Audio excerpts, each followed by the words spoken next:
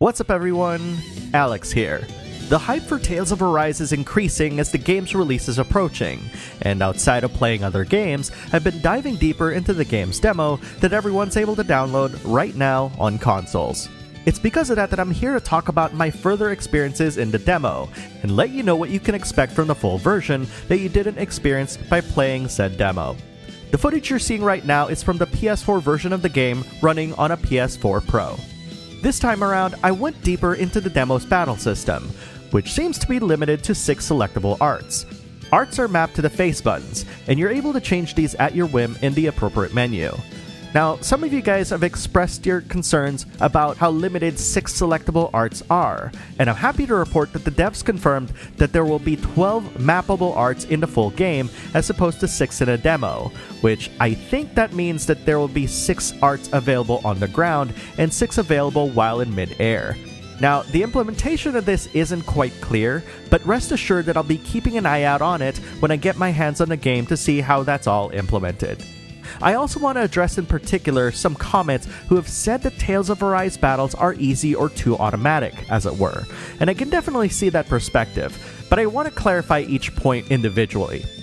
Some of the criticisms I read talked about how they didn't like the fact that when you pressed an attack button, your character would automatically walk to said target and initiate the attack.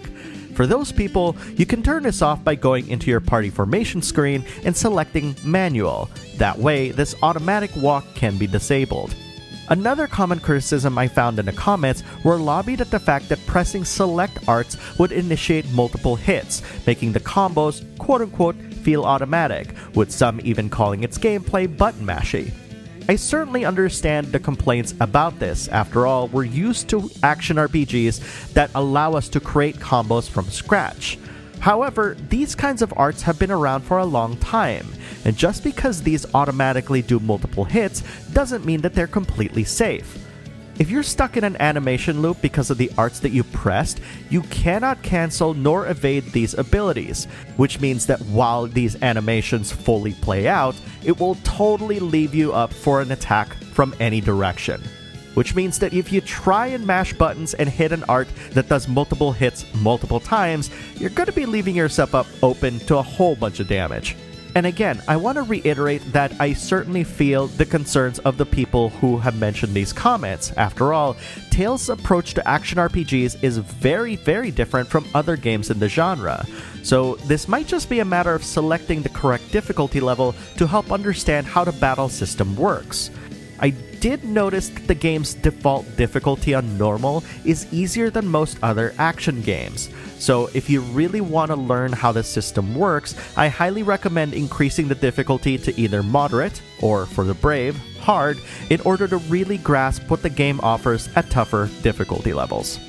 I also do feel that another way to grasp the depth of Tales of Arise's combat is to select Kisara as your default playable character.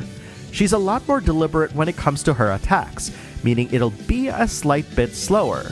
I will say that based off of personal experience, and because of the way that she's designed, I started really getting into how the system works, and started pairing attacks with her shield and really understanding, and at times remapping, the arts that she has equipped. All in all, it really helped me get a good feel of what the game's trying to accomplish, and maybe this will help you guys out as well. One thing that I did discover playing through the demo again is that the boost replenishes the arts gauge. By doing so, people have been able to keep Dohalim in mid-air indefinitely, because he has that one attack when he's in mid-air that just kind of propels him up and up and up. This seems trivial, of course, given that enemies can't really be juggled infinitely and will drop to the ground after a certain amount of hits. But this is interesting to note given that most Tales games have had a lot of interesting fighting game-like nuances that people are now starting to discover just through the demo alone. In addition to replenishing the arts gauge, using specific characters' boost abilities have other effects, such as Kisara boosting the party's defense and countering any enemies rushing towards you. Another thing that people might miss, and I have too, is Overlimit and Mystic Arts. Overlimit is a state where your character will have a little bit of glow and you'll be able to use arts without depleting your arts gauge, as well as temporarily be immune to knockback. You'll reach Overlimit by getting damaged a certain amount of times or performing perfect dodges. In order to use Mystic Arts, you'll need to be in an overlimit state, and once that happens, you just press 2 face buttons to activate them. Keep in mind that if you do your Mystic Art, you will be taken out of overlimit state immediately. One thing about the Mystic Arts is that they are also super powerful, and if you haven't seen this yet, I highly recommend booting up that demo again to see if you can trigger them. Finally, I want to clarify that the entire game is voice acted. The demo we're all playing was made specifically to show off the combat and its various systems, so much of the dialogue scenes found here were only made for the demo. Which is great, because it reinforces the idea that it's quite spoiler-free for the most part. All in all, I really enjoyed this demo of Tales of Arise, and I'm really surprised how much I get of the game every single time I boot it up. And hopefully, with this video, I've kind of clarified and given you some information that I'm hoping will help you appreciate the various systems and gameplay that you'll find in this demo, because it is pretty comprehensive from a gameplay standpoint.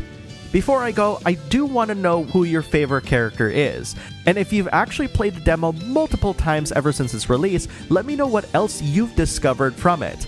Post your thoughts in the comments below, and of course, if you like this video, please give it a like and subscribe to the channel if you enjoyed this, because there's going to be more Tales of Arise in the coming weeks or so.